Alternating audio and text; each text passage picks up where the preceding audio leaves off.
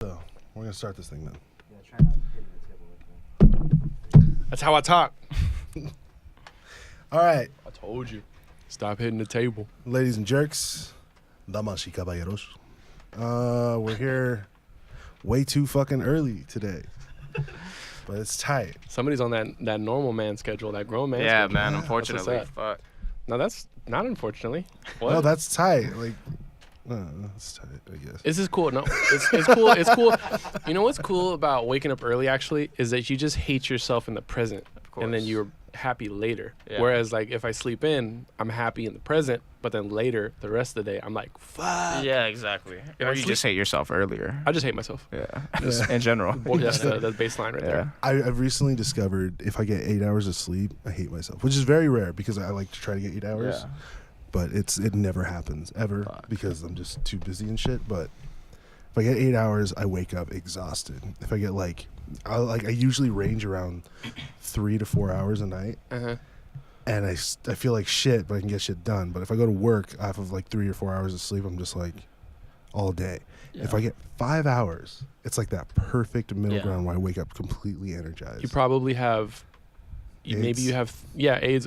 That's not what I was going Oh, immediately. You kind of skipped a bit. Sorry. But maybe you have like 3-hour sleep cycles. You know what I'm saying? Oh, yeah, Like yeah. some people have 2-hour ones, and then some people have like 3-hour ones. So like, because that happens to me. If I go to bed at like 1 and I wake up at 6, like, you know, with my alarm clock, or sometimes just because it's bright out already, Yeah. I'll be like, wow, I feel pretty refreshed. Yeah. But also I couldn't sleep for 2 hours, so someone's going on Pornhub. Oh shit. Or X-hamster or some shit. X hamster, yeah, fuck it. You only need 5. I heard you only need 5 hours of sleep, which is crazy. Yeah. Yeah, see, I feel like that's just like the perfect in between. Yeah. Exactly. So now I'm going to sleep. I wake up at 8:30, so I go to sleep at 3:30 in the morning now. Oh, You- shit. You know, it doesn't impact my life at all, so I don't need to know. Never mind. Okay. Anyways, we are here with Michael Castillo, Cool. Good morning. Good morning. Thank you for having me. the famous Mike. We've always called him Famous Mike. And I missed you, dude. I haven't seen you in like... Dude, it's been a minute. I missed you. I missed you years, too, maybe. dude. Dude, I miss you already. I missed the fuck out of you, dude. I was like, You're bro, right here. where's famous Mike? Yeah. Dude, what have you been up to? You are busy. You know what? It's been crazy, man. A lot of shit going on lately. A lot of art department stuff. For those you don't know, I do set dressing. I'm a set dresser for motion picture and commercials, which is pretty crazy, man. It's something you don't really pay attention to or really like think about, you know, when you watch movies, unless you're like really focused on production and stuff. But it's like it's the least thing, like, you know, like a tablecloth. You know what I mean? Like someone had to go to a shop and pick this tablecloth out and rent it for like a week. You know what I mean? Like, so it's just You go to a lot of prop houses and all that shit. Yeah. Too, right? a lot of prop houses. Lately, I've been doing Try a lot not to of. tap on that. Sorry. Oh, yeah, sorry about that. Yeah. It's been a lot of commercials lately. A lot of commercial stuff and a lot of like car commercials, like Toyota, Subaru, and it's just been like it's been insane, man. Just it's the littlest things you focus on that you never think you have to do, but you end up having to do, and it's like, who would have thought like I'd have to pay attention to that window? You know, I don't know. It's just. But like, it does matter though. Like, it does. quite a It bit. does matter. Like, Yeah. continuity in film, motion picture and film is everything, man. Hell so yeah. when you see those little errors and stuff, you already know like someone wasn't on point. You know what I mean? Someone was like. Has that ever like really like messed up something you were watching when you're just like? Yeah, you know what? You do. I do spot it in a lot of stuff. I bet. You know what I mean? Because you got to look for it. Yeah. You're more in tune with that stuff. So And it's like the lower budget stuff you're on. You're constantly watching monitor because it's like it's all on you. Yeah. So when you work on a low budget project, mm-hmm. you realize like if something fucks up, like, you know what I mean, it falls back on you and shit. Right, you know right, what I right. mean? So it's just like you gotta keep tabs on everything. Like, just stay focused. You know what I mean? So you have that like pay attention to detail. So I feel like he walked in here and he saw our set. oh no, this is dope. And he was just like, ugh. You like it because it's like half tool time, but then like half. Oh, like, man. maybe we play music. Don't even right? get me Like, started if you on look tool over time. there, it looks like what was the brand in Home Improvement that they had? Remember, it was like. That's what it was. Yeah. I just want a super cut of all those noises, and then the dude peeking over the fence. Yeah. Wilson. Wilson. Yeah. That's what it was. It was Wilson Tools. No. No. Why not? They're all dead. Doesn't matter. Probably true. Yeah. I don't So- think that's true. I think their careers are though. It doesn't matter. You know, yeah, the one dude, Wilson died. Yeah. Wilson's actually dead. And they He didn't is? know because he was holding on to the fence. Shut the fuck. And then they just like, what's that smell? And then they peeked over. They're like, oh, shit. Yeah. So set dressing Yeah. is, for those who are not, inside baseball dudes, Mhm. that is, we've kind of gotten into it already, but would you care to dive into that a little bit? Yeah, so set dressing is essentially like anything an actor doesn't touch. Therefore, props would be anything an actor touches. So in film, you got different departments. Like there's a job for literally everything. So someone who's dealing with props could only deal with props. You know what I mean? If you're a set dresser and you touch like props, They'll you kill could get you. in trouble. You get That's in a big trouble. no-no. Yeah, because it's like you're interfering with another department. Sure. You know what I mean? So you got to ask permission. Like It makes a hell of a lot of sense. exactly. It Because really does. if something goes missing, it's like Or, for instance, the other way around, if you had something, I don't know, Yeah. like, let's say you had a jacket hanging up on the wall and then somebody moved it to another spot course, or of turned course. it, you'd be like, what the fuck? yeah, But if you're the only one doing it, then you're the only one touching it. That exactly. makes a lot of sense. I did a movie called Ingrid Goes West about 2 years ago. It Oh, hit that's the one theaters. with, It's streaming on Hulu now. Yeah, that just came Well, out. Aubrey Plaza and O'Shea Jackson Jr. And it was a 30-day shoot, and it was like the most difficult 30 days I ever did, man. Because it's like I had 8 people in my art department, but I was only on set.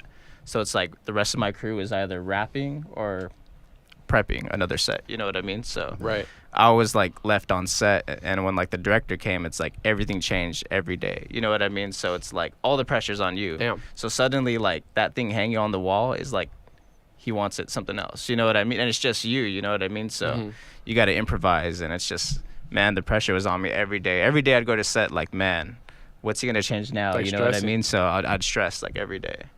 So Did you kind of take it like as a learning experience at any point? Did Yeah, you kinda, you know, it was- I feel like you rose to the challenge. Exactly. Like it was a huge learning experience. Like, but so much stuff went down on that shoot. Like we had one location burned down to like a wildfire. Fuck. Like 80 departments got fired. People clashed. I remember last day, camera and makeup almost walked off. Like we were shooting in Joshua Tree the last 3 or 4 days, and they almost walked off set on the last like 6 hours. You know what I mean? It was insane.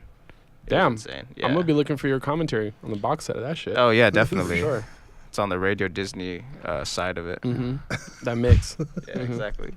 But no, I had a fun time working on that. We did a lot of interesting things, but it was a huge learning experience. So That's tight. yeah, that kind of like taught me a little more too. Like I learned a lot of stuff like that I use now. You know what I Right. mean? So Yeah. it's like, but I've been working on film since 2010. So it's like I've been learning. Mhm. Like I got in through working on like those Hallmark Christmas movies. You see, that's how I got my jump.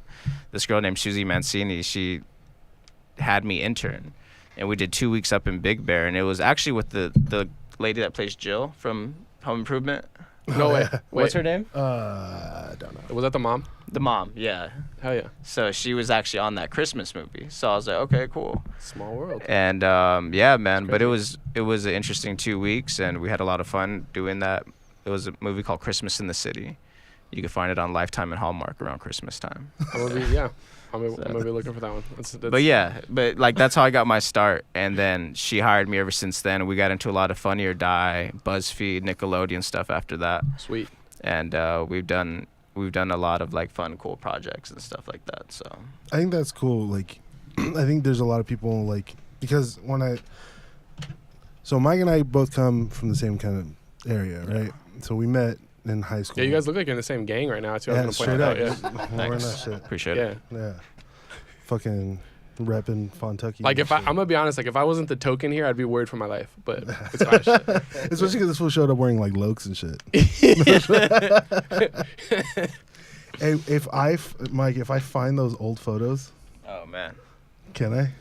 Can I Yeah, throw them yeah, up you here? can Yeah? definitely. Yes. Yeah, they're owned. Everything you find is owned by MySpace. Yeah. So Exactly. it's free game. I can still log into my MySpace. I just want you to know that. Like I logged in like not that long. your shit ago. still there? It's still there. I don't know what happened to mine. Nah. I remember my password. I think maybe. Wow. Damn. Changed my password. I should never. Whatever. But yes. Not to derail you. So Mike and I grew up around. We met senior year in high school. Yeah. Which is right before I dropped out. No shit. I dropped out. You finished, right? I finished it. You finished. Yeah. We were in a continuation school where the only girls you could look at had 3 kids and were pregnant. Or they were loke the fuck out. Dude, they're hood rats. Yeah, dude, straight up, man. Straight up. I remember, and I think I was telling these fools the other day. I was like, and this fool loves it because he's a huge fan. But it's the first thing Mike ever said to me was he was like, "Hey, dude." Because we were in this careers class where it's they taught you how to fucking build a resume, but for what? For warehouse work? Yeah. This is a general. Yeah. thing. So It's kind of crazy because she taught, they also taught you how to tie ties. She had a whole Yeah. box of ties in there, and they showed you how to make resumes. did they really do the tie thing? Really? Yeah. I It's know. actually fucking crazy because, that class is actually pretty essential, man. They don't Yeah, have that anymore. they don't have that, no. You need that. A lot of us don't have dads, you know what I mean? To show us that shit, man. Teach you those soft skills. Yeah, exactly, yeah. Fuck yeah. So, But yeah, so the first thing he comes up, we're sitting in the class, and I've been in for maybe 2-3 weeks tops, and and this kid, dude, he's got long bleach blonde hair that's straightened and nice.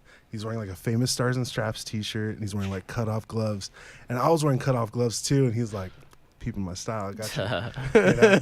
But I was I looked like a fucking fat Bam Margera at the time. It was real bad. I think you had a pea coat going on, right? Yeah, I had a pea coat and I had a scarf and shit. Yeah. Dude, it was ridiculous. Fashion I might have been is- wearing eyeliner. I don't remember. You might have, dude. I You might was, have. yeah, I was It sounds like you. yeah.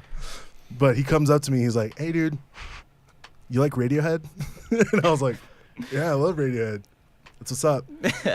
And then we just became friends. Yeah. After that, we're Yeah. just we both like Radiohead. You're the only person here that probably knows who Radiohead is. So Damn. crazy. Because everyone was obsessed with Lil Rob and fucking Well, Little Rob's new single had just dropped about that week, too. yeah, the summer nights. No. No. It's funny because my brother had just I had a burnt version of Kid A from Radiohead, and I was listening to it all week, and I was going through some fucked up anxiety around the time I was going to Citrus, man. So Because you I thought you would were gonna die. Yeah, exactly.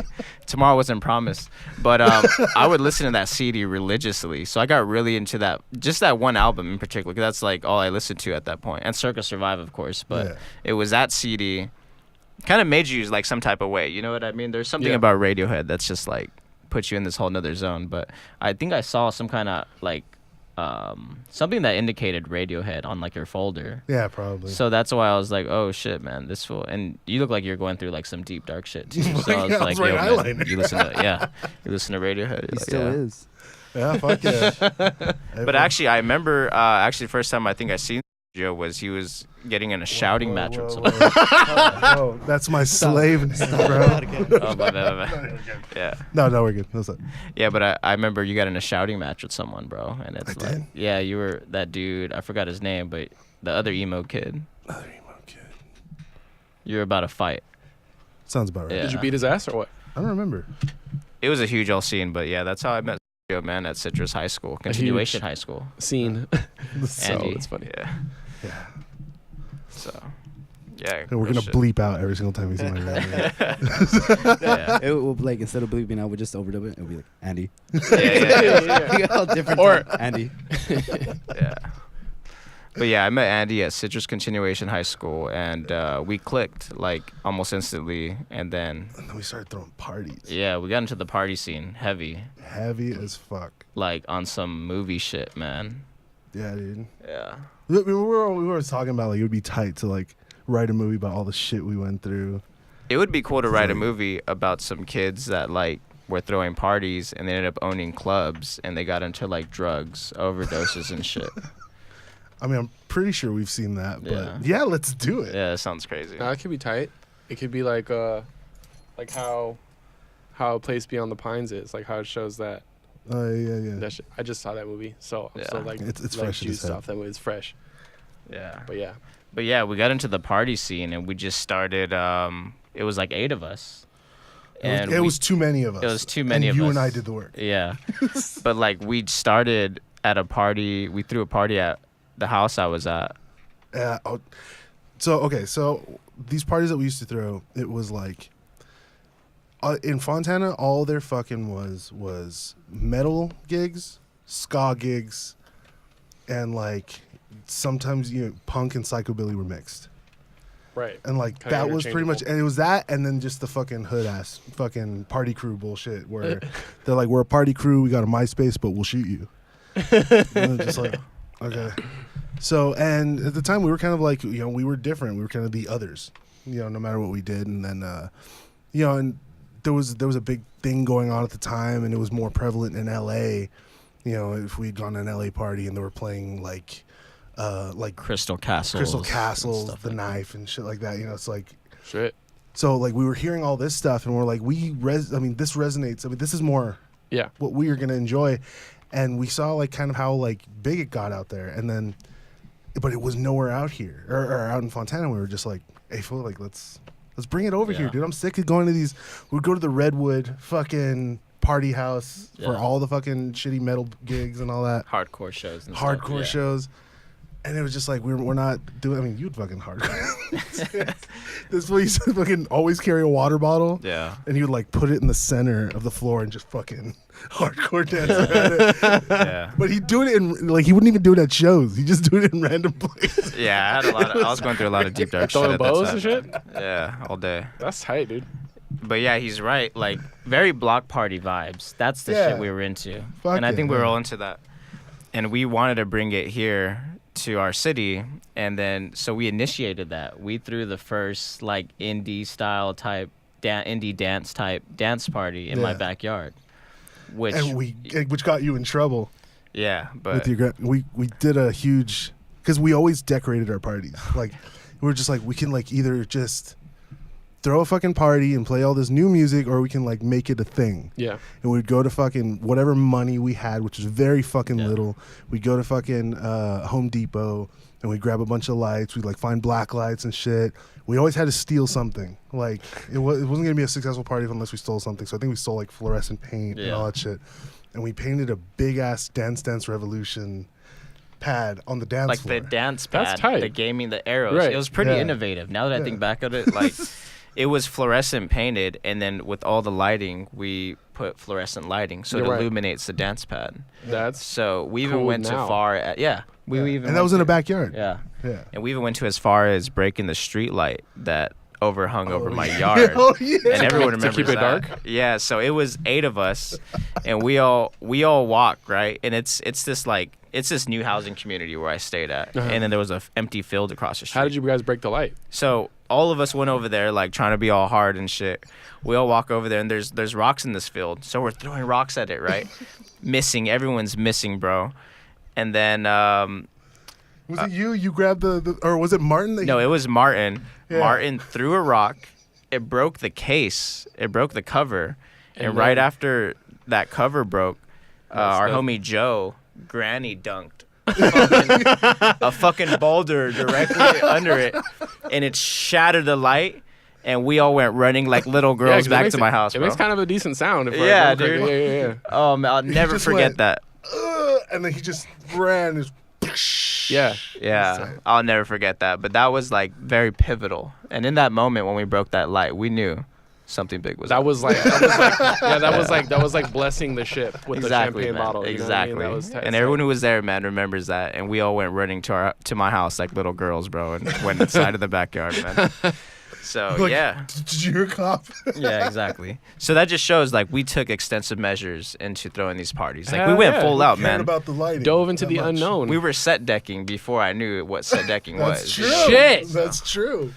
Exactly. So Hey, that's tight. That's not even a joke. no, that's the real real spit, shit. real spit, man. You Because know that's what I what we did, man. We set the scene up because when we wanted people to come to our parties, we wanted a vibe. We wanted visuals. You know what I mean? We wanted like a visual experience. We wanted people to enjoy more. There's more to music, and alcohol. There was the whole like atmosphere. We're trying to create an atmosphere. Yeah. Now we're in there. Now Yeah. we're in this bitch. See that, kids? Yeah. Do bad shit, Yeah. but do it early in life, Yeah. and then You break something, Yeah. and then make something out of it. We did, and all this. I mean, this was highly illegal. None of us were 21 at the time. I think Joe was the only one. We're gonna call out Joe. I'm not gonna say his name. Yeah, I was Can't gonna say be his like, last name. he was the one who bought all the beer for the minor. Yeah. Yeah. Good times, man. Good times. But no, yeah, everything was very legal. Everything was very cheap. I think it cost like, it was like something like $3 for dudes, $2 for chicks, or and $1 then, for chicks. yeah, to get dollar in. beers, dollar shots. And Yeah. I'll never forget. So this party was so crazy. This day, this is all one night. This is the This is the first same when you night. broke the light, Dance Revolution. this whole shit was like one night. This shit was like a movie to me, man. I'll never forget like that. So I had to shut the party for this reason down. Mhm. So I look out my front window, right? And there's a car that broke, and I had the lights off out front. You know what I mean? Sure, of course. So And we even talked to the neighbors beforehand. Yeah, like, I Yeah, we're- we're was- gonna break the street light. so- exactly. And No, I was on you a guys know. corner property, so there was a corner gate to get in my backyard. So you really and, couldn't and it was tell. in a cul-de-sac. Yeah. Yeah. This is so picturesque because you know what's crazy is I already knew it was a cul-de-sac. I don't Oh, know why, yeah. but Yeah. I fucking Exactly. already knew that. Okay, continue. So I looked out my front window and I see this car with like 4 dudes in it, and it looked like their car was kind of broken. I don't know if they were drunk or if their car was like stalled, but they're all in their car and they're trying to like troubleshoot it. And I see a cop with his lights off at the end of the street, just parked like right in the street, like no fucks given. And I'm looking at these guys, and they fucking reverse all the way and they crash into the fucking cop car. So I witnessed that like solo, looking out my fucking blinds, and I'm just like, drop the blind. And I was like, yo, party's done, dude. Like, we're fucked. But what happened then? After So that? the cop was dealing with that, and then I wanted to keep everybody in. You know what I mean? 'Cause Until I don't that- want to until that release blew everybody over. out Yeah, because yeah. then the cop. You know what I mean? So I had to kill the music. I remember we were like telling everyone to be quiet, keep it low. Had people in my garage. Remember that? Remember Yes, like lights hiding off. people in the garage, dude. And keep in mind, like, this was our first party, and what we would do, we would mark their hands with a number, like to count how many people were there. There was over 800 people. There was in over this 800 in people this on my first backyard party. At the first party we ever threw, That's tight. It was insane. Yeah. That's Yeah. tight. and we were like, and his backyard was huge. We used to call it the Garden of Eden. It was like it a was mini park because, you know, the Yeah. corner properties get that Right. extra piece of land. Yeah, yeah, so yeah. it was like it had pathways. That someone pulled a knife out on someone that night. Yes. Shit got crazy, man. Shit It got was crazy. like, what's that party movie that came out? That X. Yeah, something? Generation Oh X. yeah. Oh yeah, that one. What's it called? Project Project X. X. That's It what was it like was. that, but on a realistic scale. Yeah. Damn. So No, I think yours is probably better than that movie. I havenly seen that movie, but I mean, this actually all happened, and you guys For sure. actually had. yeah, I mean, Yeah, well, 800 the fool who people. fucking pulled out the knife was your cousin's it was boyfriend. my cousin's at the time. boyfriend. He was a cholo. He was probably Yeah. influenced by Little Rob at some point. But Hey, I yeah, heard that some- shit I heard got some gnarly. rocker fools are gonna Yeah, be at this house, eh? exactly. Yeah, dude. He was all drunk, shirt off. He had a Sure. fucking butterfly knife. Yeah, he tried finding some dude, and luckily I knew the dude from like, I hadn't seen him in like since the 8th grade, Uh-huh. and like he was like trying to throw down with this fool, and I had to come up behind this fool's like cousin's boyfriend. I was like holding him by the fucking arm. I was like, "Hey, fool, just chill the fuck out. We don't want no trouble." Yeah. The cops are outside. This was around the same time that all this shit was going down. We were thinking about ending the party, and this other fool, I'm holding this guy back, and this other fool sees like opportunity, like, well, I'm gonna swing on this fool, and I was like, Angel? He's like, oh shit, what's up, dude? I was like, hey, dude, I got this. Just Yeah, fucking chill. right. I was like, I- Dang. So picture all that going on with the song Sandstorm blasting in the background. What song And is that will perfectly set the tone. Oh, Yeah. no way. Yeah. Picture all that going on with Sandstorm as the fucking theme song happening at the same fucking time. And that will perfectly set the scene of that day in 2007. Shit. Real talk, real spit right there. That was gnarly. I'll never forget that day. And that first party kind of like, we're like, we could do this again. Yeah. So we did it again. We did it a lot. The second one was called Pac-Man Fever, where we drew a fucking Pac-Man Pac-Man map maze. out of fluorescent chalk. Damn. That shit looked twice as crazy. We had black lights on the floor. By then, we figured it out. We started building these carports, and we'd fill it with smog. So you'd kind of get this club experience in our okay, gotcha, backyards. And then also it would hide the party from the helicopters. So we used to get black tarps and like do the whole thing and like, Man, the cops are just like bored out here and yeah. looking for y'all. It was Straight up, dude. It got Goddamn. gnarly. Yeah, it got gnarly. So that's why we were saying like that's how me and him started hanging out a lot more too. We started getting into the party scene and Dang, that's tight. like when we got into it, I'm saying we got into it like heavy with it. You know what? We didn't want to call ourselves a party crew, but we just like threw parties, man, and we just wanted to see people have a good time. And we got a lot of people, and we had like a cult following of kids that would come. Yeah, dude. Of dudes that would come that like really fucked with us, and they would just come, man, and they really digged our style and like what we were doing, man, and we had like some bands, Dancing Paradox at the time. Paradox, yeah. Cool bunch of guys that it was just a dope dance scene time. That's dope. Yeah, and we kind of like were responsible for that. It got so big that people were like, it got to a point where we're just like we don't even we lost count of how many people were going to the Pac-Man Fever. Pac-Man Fever was a bad one. Yeah. I mean, it was a good one as far as like the turnout. It was a smaller backyard, and dude, it was like the city could have shut us down for like safety hazards. Like people were shoulder to shoulder in this fucking thing, and like we had more people than we had at the first party, and it just got progressively bigger. And at the end of the night, we were like, dude, we're making a lot of money. Yeah. Like I was helping pay my parents' fucking rent with Off that of money. parties. Off of parties. Yeah. Wow. To the point Take where that, Mom they and Dad. let me. They were like, they let me fucking throw a party there once Yeah, exactly. because they needed money, and I was just like, I should have kept all of it because fuck them. But like, no, but like it was insane, dude. We would lose track of how many people were coming in. It was like after the 800, 900 mark, and we were just like, how the fuck are even this many kids here? And they were from different high schools. They'd be from different cities. People would Yeah, it was sneak in everybody. through, jump over the backyard and shit. I had to stop a gang rape at fucking Pac-Man Fever one. Oh, man. Damn. That's when it was like, it was getting too fucking hectic though at the same Yeah. time, because like Mike and I were doing the work. Mike would secure the locations and make the flyers. Mhm. I would go and I'd kind of run crowd control. I'd make sure, and everybody wanted to bartend. Everybody in the crew Yeah. was like, I want to bartend, because all they would do was drink the fucking beer. Yeah. And Right. they were everybody's best fucking friend. Well, Yeah. sure, yeah. And then at that time, you know, when you're in high school, I don't care what anybody fucking says. And when you're in high school and you're in the party scene, and sometimes you're a chick and you don't have a lot of money, you're down to show your boobs for beer. So everyone wanted to fucking be the bartender. Yeah, that's true. Trying to We see some got titty. flashed. We were just like, they're like, it's $1 for beer. I don't have $1. You don't have $1, but your titties are worth $1? Like, really? Like, Yeah. you Yeah. can have 2 beers. No, that's valid, because I remember I played a show up in Sacramento, and it was not even, I don't know if there are dope parts to Sacramento, but this was not one of them. Oh yeah. And it was after we played, and like my drummer, he like got some pizza, and this girl literally came up and she was like, can I get a slice of pizza? And he's just like, get your own. And she immediately jumps to, aren't these worth a slice of pizza? And he's like, no. Oh wow. Yeah.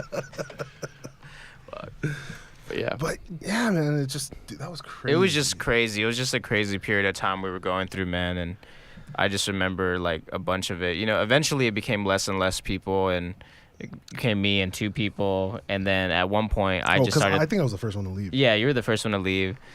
Then a bunch of other people started leaving. So this is in a span of 2 years. It ended up being like I ended up just throwing parties at this house I was at in Southbridge of Fontana, and it got kind of crazy That too. got too crazy, dude. I think the second to last one, or maybe the last one I did, like a gang. I had an entire gang like in front of my I remember that. in my front yard. And they're like, let us in, or, you know, we're going to come back and Yeah. spray your house. Yeah, so it got bad, and then I was like, okay, I'm no more of this, man. Yeah. I'm sad you guys never like were able to find like a venue, you know, or like a permanent spot, you know. That Well, the would've been thing tight. was, it was just, everything we were doing was just so illegal. It was illegal It was anyways, illegal yeah. as fuck. So it was like, yeah. Because we had all these fucking high school kids going, telling their parents whatever, I'm going to go study, and I'm sure at some trying point- drugs for the first time at our Yeah, party. exactly. And we wouldn't perpetuate the drugs, you know. But it got to a point where it was like, people would come up and Mhm. like they'd bring Nas stuff. They're bringing Yeah. whippets. Yeah. But we would tax them. We for would tax sure, them. Yeah. But that's how it would go. Like, you want to bring that in, you're gonna make Yeah. a profit, but you need to pay this much. Dang. And they would commit, right? They would commit. They would be down. Yeah. So it was like a real operation. we're taxing the drug dealers. It's a Yeah, real exactly. operation. Yeah, Yeah. it was interesting.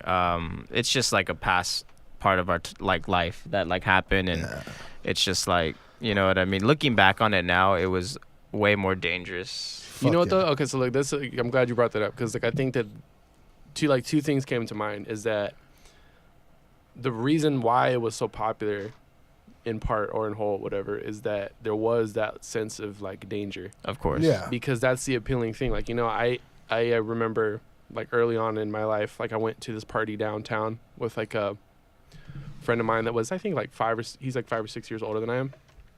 But anyways, he like was like, oh yeah, come to this thing. He just like gives me the address. And I'm thinking like, yeah, cool. I'm just going to go to this like actual place for this. But no, it was like, this was like more than 10 years ago. And downtown Los Angeles it wasn't like cracking like how it is now. Like they're pushing out, you know, like all like the homeless people, and they're kind of like it's gentrified now. yeah. But they're gentrifying it because they're trying to capitalize on that same thing, which is weird because that's immediately when it goes away. Wow. You Yeah. know, like if you guys did find a venue and it was like a secured place with like bouncers or some shit like that, It would go away. Yeah, it No would one go would away. go. It would Yeah. reduce like dramatically. You know what I mean? But yeah, I went there and it was like real sketchy. Like it was like all we saw. It was like this like 5 or 6 story building like made of bricks. It was like old, like abandoned looking, and when you walked in, it was dark. You know what I mean? And then you just heard like way up top, right? Yeah. And then like I started going up the stairs, and like I had 2 friends with me, and they were both girls, and I was just like, let me go check it out first. And like I was scared. Yeah. Of And like I course. walked up there, and then I started to see like this like purple light, and it was like kind of like doing like that and shit. And then like I went up there and I turned the corner, and like, you know, and I saw all these people there, and it was like art gallery, and people were dancing and like having a good time. But I was still kind of like, ooh shit, like do I really wow. wanna hang out. But yeah, I called them back up, and then, you know, once you kind of like Commit. right, Yeah. yeah, and you like make that leap, and then you're in this like exciting like new Yeah. kind of like No turning back. yeah, you know. Yeah. But then, you know, you get comfortable with it, and then you're in your little space, and Of course. Yeah. Yeah. Our thing, it was funny. Our thing actually got so popular that these guys threw a party in our name. Remember that shit? Yeah. In an abandoned house. They got an abandoned house. They made a flyer. They did this whole thing. They set it all up. People went in, paid money, and as soon as they had enough money, they dipped and just left the party gone. Yeah, we definitely had copycatters, man, Wow. and people that like tried like other crews like that started throwing like dance parties started popping up. Yeah. One crew became this group of kids, and they came to all our parties, but they started throwing their own parties. But then after a while, they just got really cool with us and just like continued to support us and just like kind of stopped it. You know what I mean? So, but but then we did clash with the other party crews that were happening. Did you guys dance it out? Nah, not even that. I wish. But we had like people that started capitalizing off the dance scene because the dance Right. scene was barely coming up. Like Yeah. the whole Like, EDM scene. We brought that Yeah. shit there. It was tight.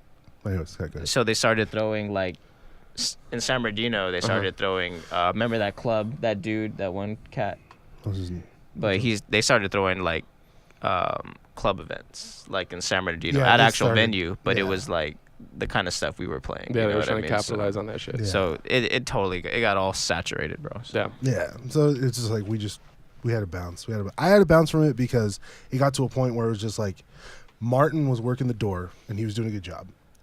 Mike was doing a great job at what he was doing, and I was doing a great job at what I was doing. But we had fucking 5 or 6 other cats in this, and they all expected equal pay.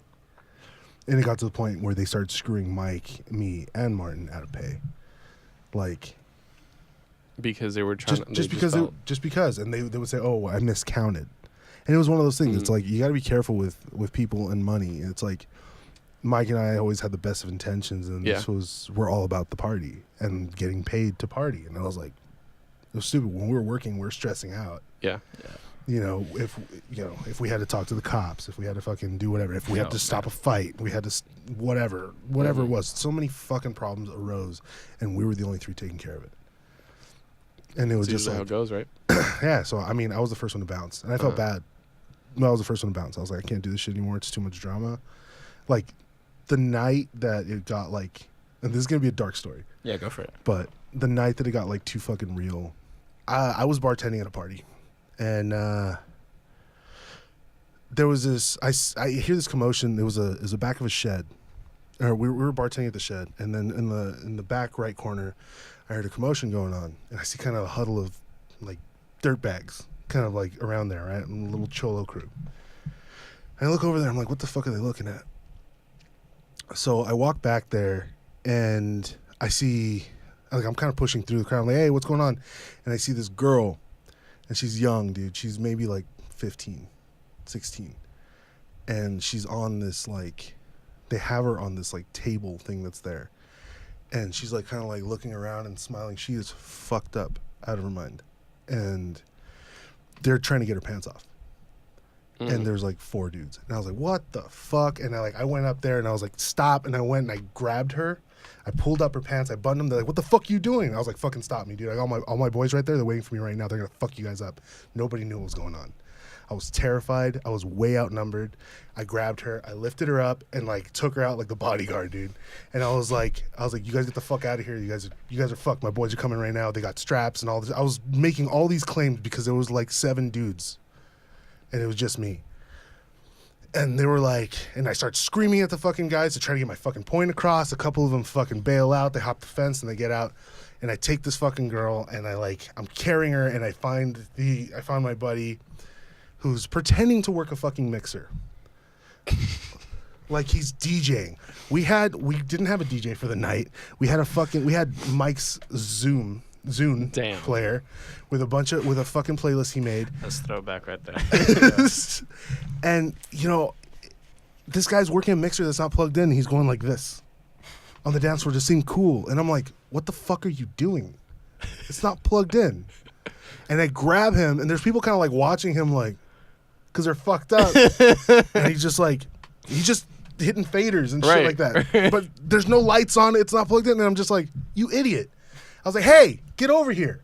And he was like, it's not plugged in. Get the fuck over here. And he leaves, and everybody starts laughing at this fool when he gets out from behind it. And we go out to the front, and I'm carrying this chick, and I was like, we need to take her home. Right. And he's like, why? I was like, look at her, dude. I was like, she's fucked up. Just like all. She's a kid, and she's like looking at me like, what's going on? And I'm like, don't worry about it. We're going to get you home, all right? And she's like, and then she's kind of like, she's fucked up. So I don't know what the fuck they did or whatever. And I was like, we need to take her ass home. He's like, that's not our responsibility. I was like, not our responsibility, you stupid son of a bitch. We're the ones who threw this fucking party. Right. Like, I just had to stop all these guys from fucking running a train on this broad, dude. Like, that's our fault. Like, that shit is not okay, dude. This is our responsibility. This happened under something that we did. Right. This is not our house. Somebody gave us permission to throw this fucking party. And that's not going to go down. And that's not going to fucking go down. I was like, get in the fucking car. Meet me at the corner now. So he does. And this broad does not remember where she lives. She's fucked up. Luckily, I speak drunk. Fluently. And I'm like, what does your house look like? What's your favorite part of the front? It's like a bench in the front. Okay, a bench in the front. Okay, do you know what street you live on? She's like,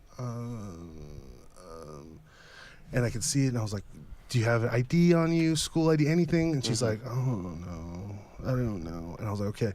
So I'm like, after like a half hour of trying to play detective, of trying to figure out her drunk gibberish and trying to translate it, I find her house. And I was like, we pull up to the house, and I take her out of the car because I'm like, this might be it. And she goes, oh, my mom's going to be so pissed. I'm like, cool, it's her house. And I kind of pull like at that point, it's like, what am I going to do? Am I going to go up like, oh, your daughter was at our party. Here she is. Yeah, because it's kind of like, hey, I found your kidnapped kid. But then it's like, did you kidnap her? Right. So you don't want to be like, hey, I returned your daughter after I raped her. Right? Yeah, exactly. It looks bad. So I'm just like. Or could. It could. You could go either way. It could go either way. Yeah. So she had a fucking like a swing on her fucking front porch, and I straight up Back to the Future 2 like left her on the thing, rang the doorbell, knock, and then fucking bounced. But yeah. But after that, I was like, I can't do this anymore, dude. So she's still grounded. She should be. Dude. Yeah. No, but I was gonna actually say that that's amazing, and I sincerely hope that all such scenarios were prevented. Yeah, I Like, didn't even know such about as that the- story. That's the crazy part about it. I didn't even know. Like, I don't remember. Like, That's why I bounced. Damn. I mean, I don't blame you, dude. It gets to that point, shit right? got real. She got real, dude. So But I wonder, though, on like the flip side of things, or even maybe with something like that, like I wonder if anyone if that was a turning point for anyone, like any of the parties you guys threw, or like, you know, did any cool meetups happen, like of any sort? Like maybe some other homies got together out of like going to your parties and they, I don't know. Yeah, Oh, we for like to sure, hope to yeah. think so, like that it maybe sure it did, ignited right? at the time, you know what I mean? Like I know one dude like got really inspired to DJ, and till this day he's still DJ. See, like something like that. Yeah. That's cool. Like that's cool. I do know like it did, you know what I mean? Mm-hmm. So, yeah. That's where we met. The first guy who was in Porcelain Pale with me, Oh yeah. Joey. That's how we met him, because he DJ'd and he had this band called, what are they called, Material Kiss. Yeah. Material Kiss. Yeah. Huh? The other name he had. Oh, was it? The Le Foyer or some shit like that. Oh yeah. But yeah, that's how I met. Because of that. I mean, that's how Porcelain Pale got started. See, that's cool. So I mean, there's a lot of cool stuff from that. It was like there was great things. It was just the. So then that's how you know me. That's how I know you. Oh yeah. That's how this is happening right now. Shit gets real. What the fuck? Yeah. But yeah. Oh, it's like That was my like legit introduction into like electronic music. so that was Wow. like okay. So then for you too, then that was like the turning point between like hardcore music or, you know. Well, you weren't really into hardcore though ever. I was like a little goth. You were, so I it was did like see goth like, too. Like you were a electronic. greaser cat at one I was point. a greaser at one point. I remember seeing him at a party, and he was just like slicked back hair. You know, he had his white Bro, tee That's so with the rolled up sleeves, man. So borderline cholo. I'm surprised at you. Yeah. And I always saw this one with the butterfly knife too, man. So that's Always had my butterfly. that was like You're yeah, a that's fucking when I first liar. Swear. Yeah. That's what it was. It was like the greasers. The greasers were just like cholos stuck in the past. Right. And that's No, what- well, yeah, they're like, Oh man, it's because it you was know all what? Mexican greasers. I didn't know any white greasers. true. Yeah. True.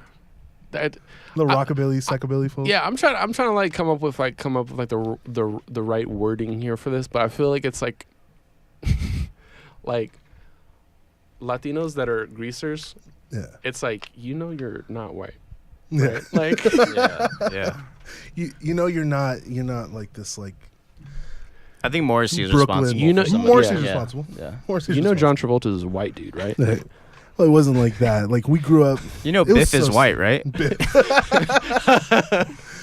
Exactly, dude. It was just it's Morrissey's fault. Like, it's That's just pretty much what it Morrissey's comes fault, down to. Yeah. So. But It's yeah. that and like yeah, it's, yeah. Brian Setzer, Yeah. Stray Cats and shit. But yeah, that's what it was. What I want to talk about though, because that was a nice stroll down memory lane. Yeah, of course. At that time, I mean, once I bounced out, you know, you went through a whole lot of shit. Yeah. You went through a whole lot. You know, you moved in with Ben. You guys had your apartment, Yeah. and that shit got hectic. Yeah, and of course. You started like the dude was figuring out how to do tattoos. And Oh, shit like man, that. yeah. Figuring out how to do tattoos. So yeah, like I want to say Do you like still when have I, it? Huh? Do you still have it? Nah, I don't anymore. When I was 18, Yeah. man, I went through this huge phase of just like, you know, when you're 18, man, you kind of want to just like do, you just want to do like what you're not supposed to. You know what I mean? Like you want to like drink beers and like smoke swishers and stuff like that, man. Yeah, like at 18 or Of like course. 29. Yeah, Or exactly. whatever. Yeah. So yeah, man, I just went through this huge phase where like I was living in this apartment, you know what I mean, by myself and shit, and I had my cousin with me at temporarily. He was with me, but you know, I just started hanging out with this crew on my block, and it was like a blood from San Bernardino, like these two random Mexican dudes who didn't speak English, and like they were like cholos too, you know what Right. I mean? Yeah. And then I had like some of them were a couple other cool fools, but we all like hung out. We'd all hang out in this garage, man, and I'll never forget that, man. They were like the coolest people I ever met, you know what I mean? Because like we all hung out, but I lived on this street, Wheeler Court in Fontana, behind the 99-cent store, man, and it was hood, bro. It was like hood from as training fuck. day. Yeah. Fuck. Like we would go over there to fucking kick it with this fool and be like, at what point are we gonna get shot? Yeah, like what happened? Stabbed, Yeah, yeah. what happened? Right. So yeah, I went through this huge phase right there, and then my cousin, by the grace of God, she got me and lived with her like in a nicer house, and then she joined the military. So after that, Wow. I moved in with this family in Hemet, California, which is like trailer park box. You know what I mean? Like, it's retirement, track homes, Yeah. desert. You know what I Yes. mean? Nothing good comes out of there. And Yeah, you were you- doing landscaping at the time. I was a landscaper, so like that really humbled me. You know, it like disciplined me. Like, Yeah. I remember sawing palm tree husk like in the middle of summer. Even worked the ice cream truck, bro. But like, I lived with this family and they had kids, so we had to do what it took to support them. Right. So I'm like 18 years old, and this is what's teaching me, like, you got to learn this. You know what I mean? Like, it's, even though like it's not my family, like at the end of the day, you're going home and these kids need food, liquids, all that. You know what I Well, mean? they So- become your family. You know, you kind of They become your family, yeah. Just have that sense that you gotta like do something. You know. Exactly. So for those 2 years I lived there, man, I had no friends. Like, I disconnected from everybody. Yeah. All my That's real wild. family, all my friends, internet, no phones, Mm-hmm. no TV. Just, Disappeared. I was gone. I was off the fucking grid, bro. Like, it was so insane, man. Picked a And good spot to do that. Exactly. And so much went through my mind in those 2 years. You know what I mean? Like, Mm-hmm.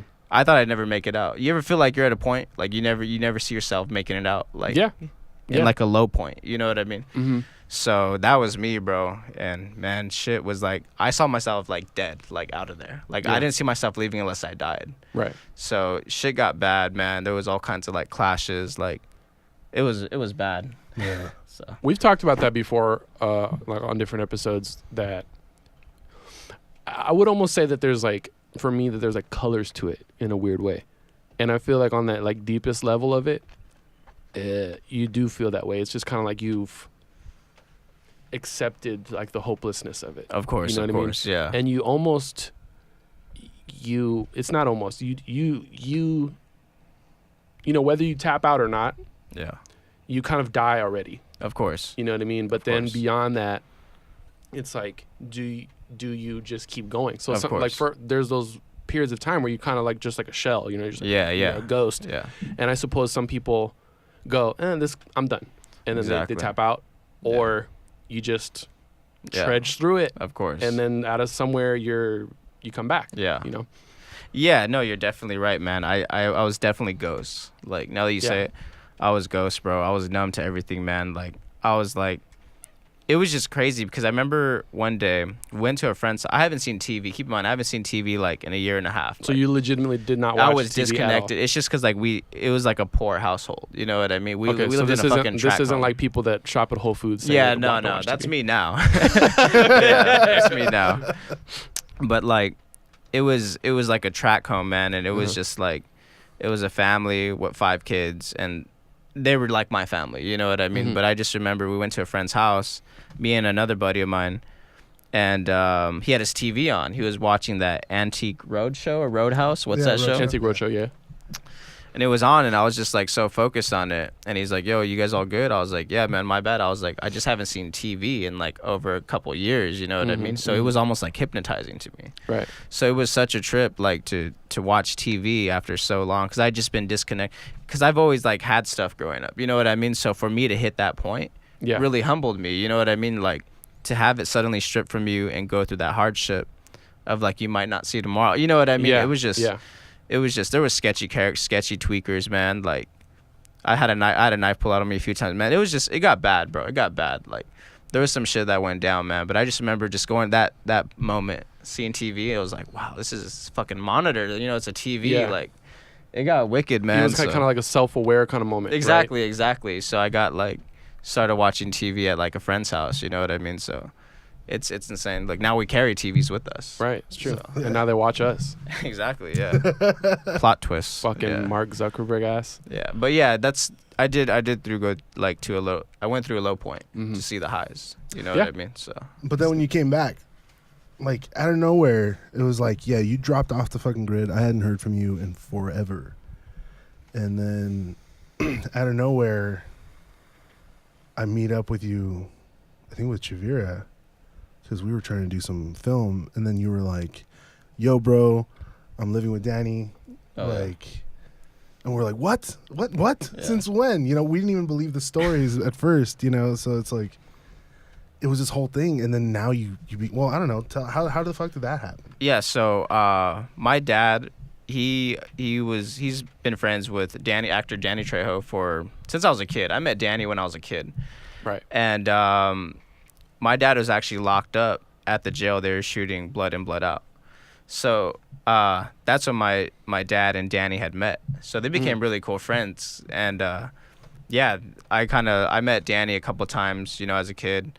So just like random, they do like Narcotics Anonymous, like drug rehab type meetings. Really? They're like religiously on that. They still are. Wow. So I met Danny at one of my dad like drugged me to one of those, and like I went and then I met Danny. So when you say he drugged you, oh yeah, like to, no, I'm not just like kidding. actual drug, but like I know I thought about that after too, man. Bad drugged wording, me. bad wording. That's why. That's why I'm here. Rehab. That's why I'm Drugged here.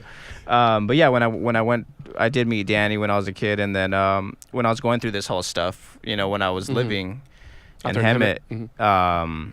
my dad hit me up a couple times, like, hey, you want to come, work for Danny? You do is like social media, maybe like little errands, nothing major, you know what I mean? And I turned it down twice. You're not there yet, huh? Yeah, I turned it down twice, bro, because like I was so comfortable in my environment and my surroundings. Like I didn't want to leave where I was at, but I knew it wasn't right for me. You know what I mean? There's that point in your life where you have to accept change. You know what I mean? That's a hard thing. Change is hard, bro. It is. Whether it happens or not, it's a hard thing to go through. Yeah. So I didn't want that change. I didn't want to lose where I was comfortable at. And then one day, shit just got really bad at the house, and I was like, all right, I got to jump ship. You know what I mean? Yeah. Like So- another little defining moment. Yeah, so then I moved out to LA. I want to say like 2010, maybe 2009, 2010 sounds more. And Danny had just did that movie Machete, and I went to the premiere for that. Now I'll never forget, we went to like a little after party, and the whole cast and crew there, Robert, Quentin Tarantino, like chilling on a couch. And it was just like, it kind of hit me at that point. You know what I mean? Like, this is kind of where I want to be. I never saw myself in film. I never planned to be in film. Like, but I did love the whole aspect of creatives, just like you guys. Yeah. Anyone that's in kind of like a creative process, like whether it's music, art, film, it's props, because it all starts with an idea. You know what I mean? Like, to get that idea in the form of something physical, whether it's sound or like a picture, it's just like, Or some Pac-Man maze on the ground. exactly, man. It's all art. Like, no matter how you look at it, man, I respect that, Dude, and this you got to is- respect anyone creative. Yeah. So, This is fantastic because you just brought this shit full fucking circle, and it's amazing. This is another thing we've talked about before too, just how everyone has their gifts in life, the things that they're like born with, and you guys obviously had a knack for being productive is not the right word, but like just kind of like you're like, okay, we want to throw parties, and you just did doing that. it. Yeah, and you did that, and you were successful at it, right? So it's like you have to have like these things rooted in like the physical like reality, right? Where you already know people fuck with you. Of course. Right? Yeah. So there's that. But then like stuff we've all went through where you have to then like face yourself and face your own like mortality and kind of like just dive into that, right? Yeah, where you're just exactly. going like, you know what? And it's almost like, I don't know what it is. I don't know if it's like an anger for everyone else, like Yeah. how it kind of like was for me when I went through kind of like stuff like that. But it's almost like, you have, whether it's depression or anxiety or whatever it is, but you start to feel like it's taunting you, you know? Of course. And then just at some point you turn around and you go, what the fuck's up? What do you want? And that might mean like not winning. Yeah, of course.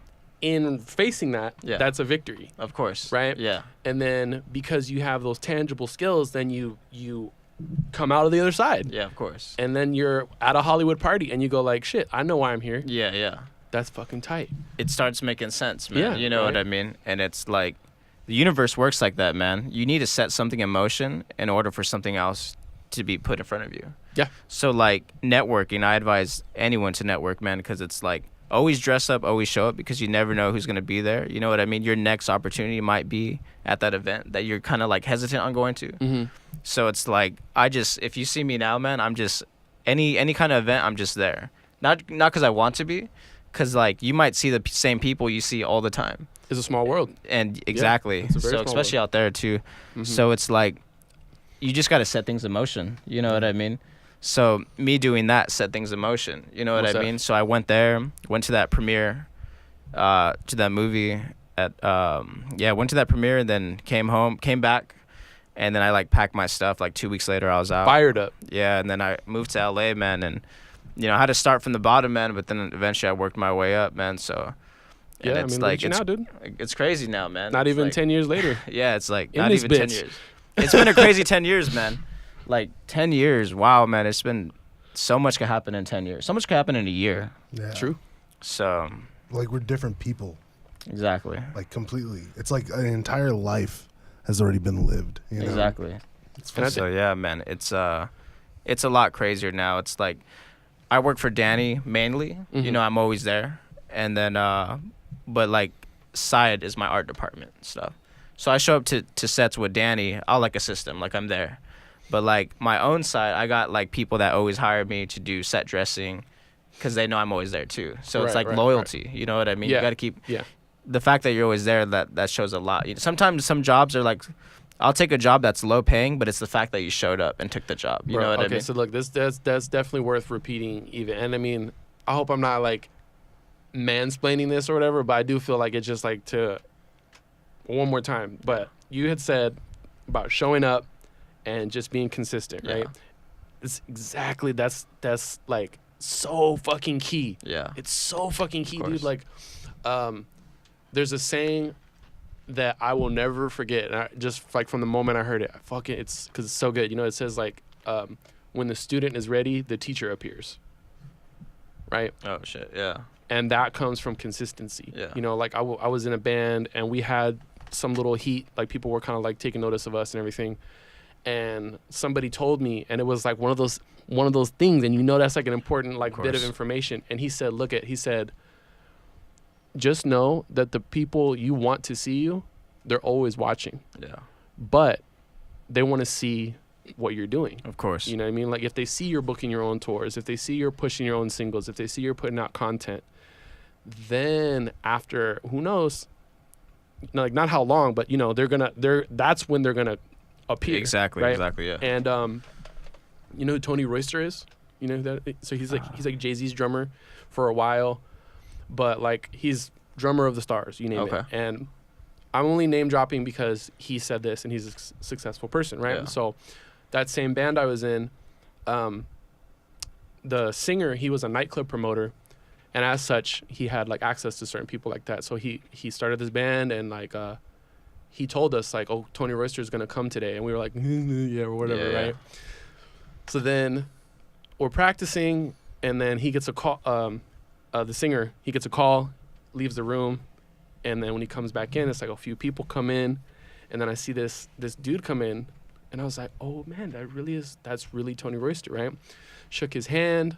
Fool has on like nice ass like diamond bracelet. Yeah. Like that's just his like everyday piece. Yeah, exactly. Right? Like I realize like some of that stuff's vain, but I do take notice of it because it it says something about somebody, Yeah. right? Of course. So anywho, I was like, I'm not leaving this room until he leaves, Yeah. right? And I knew he was gonna say something that was like important. Sure enough, so he was like, well, let me hear what y'all got. So then we start practicing, and then like he was telling the drummer in the band like, try it this way. He said was like, don't overlook like these simple parts in songs. Like just remember the way that you like think of like your solo, think of the whole song like that. Like you wanna, not that you're gonna be like flashy, but you wanna amplify and make it sound good. So then he got behind the kit, and I got to play with him for a second. That was a trip. And then he was like, everyone take a break. Everyone else in the band left the room. Oh shit. I stayed right there with my bass, plugged in, ready to go. They went over there and they started talking, and they were kind of frustrated with the band, Yeah. but I was just like overhearing what they were saying. And then Tony was like, yeah, man, because like, look at my man's over here, right? He's like, I told everybody they could go take a break. Look at my man's right here. He's still there. He's standing there like ready to play. And he was just like, when I walk in the room, he's like, I shook everybody's hand because I don't know you guys, Yeah. right? And those were like those two That's little heavy. things. I was That's just heavy. like, that's what it is. And I've told like my sister this before too, because she's a creative as well. And I just said like, look at, if you're backstage at the Grammys, no one knows why you're there, Yeah. but you're backstage at the Grammys. Yeah. So yeah, get those numbers, add those people on Instagram, talk to those people, get those emails, because like you said, you just need one. Of course. And in today's landscape, you could make a video from 10 years ago. I mean, like YouTube's been around almost like 20 years now. Yeah. Weird shit. 20, yeah. Like, it's like over 50, it's huge. 10, 12 years, right? So you could put a video out from a long ass time ago. Somebody sees it. Yeah. You know, so Of course. that's my little shit on. No, that's I don't know, huge. No, that's deep. consistency, I'm glad make you it- said yeah. that, man. That's really heavy. You never know. Yeah. You really never know, man.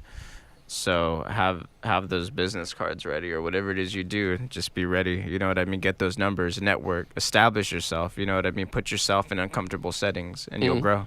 Yeah. Most def. And fucking work. Yeah. Fucking work hard. Work harder than everyone else there, but at the same time, if you're working with a team, be part of the team. You know? Mm-hmm. I think that's an important fucking thing too. Is like everyone's kind of fucking concerned with their journey, you know, and it's something I've had to figure out too a little bit on myself because I'm always like, I got to do this, well, I got to do that, well, I got to do it all by myself, and blah blah blah. And it's like people forget how important people are.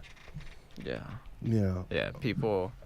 It's crazy, man. It took me a while. It's a lot to digest. I know it sounds like words, but once you're actually setting yourself in the motions and connecting with people, man, it'll show. You know what I mean? It'll show. And it's just crazy, man, how it all works out, man. Because, like, someone you meet might know, like, 5 other people you're trying to get in front of. You know what I mean? So it's hit or miss, but when it hits, man, it hits. So, Yeah. yeah. And then all those times where you were like nice and extended yourself, you like, man, I'm really glad I did that. I'm really Exactly. glad I didn't like give that person a cold shoulder, or that I didn't. I'm really glad I went up and said hello to that person. Yeah. And Yeah. was kind to them, because it goes a mile or miles. Yeah. Exactly. So. That's fucking sick, dude. Dude, I'm fucking proud of you though, dude. Thanks, man. You know what? Like, I didn't really want to know what I wanted to do. I knew I was in the industry. I knew I was set dressing. I was just kind of doing it to get by. You know what I mean? The pay's good. The hustle's good. It's cool. But, like, it wasn't until recently till I figured out what I really want to do. You know what I mean? I want to get into, now I want to get into branding and marketing. So it's like lately these commercials and shoots I've been set dressing with, I'm with the clients and I'm, like, adjusting stuff. And, I'm hearing their feedback. You know what I mean? So I want to be in the client side now. You know what I mean? Yeah. That's where I want to be. You know what I mean? I want to, like, make sure I don't know. It's just something I feel like it takes you a while. Out of high school, everyone knows what they want to do. And that was my biggest struggle. You know what I mean? Yeah. Like you everyone's didn't know already that. set. Like, this person wants to do this person wants to do that. I don't know what the fuck I want to do. Yeah. It didn't take me till, like, about a year ago to realize what I want to do. Yeah. So it takes time, man, but it does take work. But you've 100%. always done that. You've always done that. It's funny, like, just the fact that you say that you want to get into branding and marketing and all that stuff. It's like, dude, that's who you've always been. Yeah. Like, you used to make those flyers for those fucking parties. Like, Yeah. we used to come up with these fucking concepts Yeah. of how to draw people in. And that's what you've been doing since you were a kid. These type of stories, they always trip me out. Like, there's a friend of mine, and he got good. Like, remember everyone on MySpace days, like we get the codes Oh, yeah. and shit. So this fool got good at HTML, right? Yeah. Oh, from MySpace? From off of MySpace. He Yeah. got good at HTML. He is a project coordinator for DirecTV now. Oh, wow. And it sounds like, well, come on. But if you like knew the dude and you followed his like career path, it was like, yeah, that was how he like cut his teeth. Yeah. Just like trying to get, that like Matrix shit on his page. Like, Yeah, of course. No, it's a trip, man. It's a trip. It definitely takes time to figure out what you really want to do. Some of us know what we want to do. Some of us already know what our pursuit is. You know what I mean? Some of us, it takes a little longer. Yeah. But for those, I it want to always say, changes. for those that it takes longer, I just want to say, just like listen to those audiobooks, like stay inspired. You know what I mean? Man, it's crazy, man. Just stay motivated. You know what I mean? Yeah. Or follow someone who motivates you. You want to put yourself in a room where you're the dumbest one in the room. Yep. Because that's how you're gonna grow. Yep. You want to surround yourself with people who are climbing. You know what I mean? That's pretty ironclad. I've heard that from like successful people all the time. They just say like, be the worst person in your band. Exactly. Make them like kick your ass, but Exactly. in a way where you can kind of still get there. And then whoever's living the kind of life you want to live, like be absorbed with those kind of people. I was also thinking too, this is a crazy thing. Like, it seems like, because you guys were talking about where you all met and everything. And it almost seems like you want to be either like come from like wealth, where you can be at like a nice school where they'll teach you finance and everything like that, but then you still want to have the kind of mind where you capitalize on that stuff, right? Or you want to be in the low, right? Yeah. Because then it like kind of removes all this other stuff. Like, you know, you said you didn't know what you wanted to do, but then like at the same time, you weren't doing what like the vast majority of people do, and get into millions of dollars of debt, and then you're like indentured for the rest of your life because you didn't know what you wanted to do. It's like you were, if there was like this spectrum where it's kind of like you want to be on either side. You don't really want to be like you don't want to fall in the center. Because there's, I would say like many stories like that where people are just like, fuck, you know, like I'm in this situation and it sucks and it's forcing me to like not want to be here. So then you like have to rise above. Exactly. That's tight. Yeah, man. Always, you know, stay, like I said, stay focused, like, and just, man, you'll win one day. You know what I mean? Even if you lost today, tomorrow you might win. And that's what I like about life, man, is like things we haven't experienced yet. You know what I mean? I look forward to what I'll experience next week. You know what I mean? Like, that's why, like, that's like my little key. Like, I know we all go through like little phases where we're kind of down and out, but what I look up to is like the experiences we have yet to gain from. You know what I mean? Those next opportunities. What's next for us? You know what I mean? Is it good? Is it bad? You know, we might, you know, we just want to keep climbing and surround ourselves with those that climb. So hell yeah. Fuck yeah. I like that. That's right. I think it's so cool. Like, I'm just, I don't know.